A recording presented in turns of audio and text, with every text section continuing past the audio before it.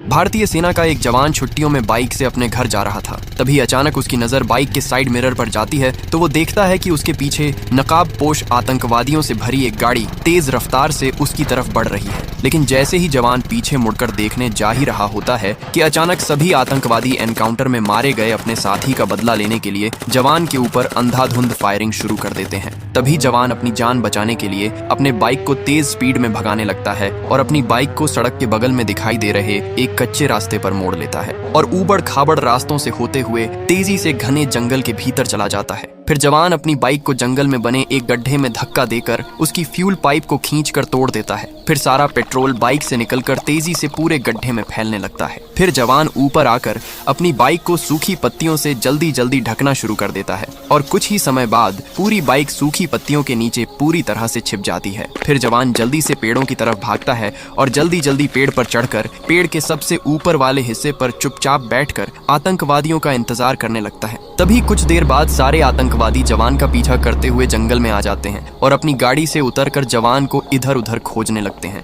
तभी कुछ आतंकवादी जवान को खोजते हुए उसी सूखे पत्तियों से ढके गड्ढे के पास चले जाते हैं। तभी जवान मौका देखकर उसी गड्ढे में तेजी से फायरिंग करता है। तभी गड्ढे में पड़ी बाइक तेज धमाके के साथ आग के गुब्बार में बदल जाती है और कुछ आतंकवादी उसी आग में जलकर ढेर हो जाते हैं। तभी सारे आतंकवादी बदले की आग में चारों तरफ अंधाधुंध फायरिंग करने लगते हैं। तभी जवान बिना देरी किए पेड़ की आड़ लेकर सभी आतंकवादियों पर अंधाधुंध फायरिंग शुरू कर देता है और अकेले ही सारे आतंकवादियों को ढेर कर देता है। लेकिन जवान इस मुठभेड़ में बुरी तरह से घायल हो जाता है। लेकिन फिर भी आपने जवान के लिए लाइक और सब्सक्राइब नहीं किया।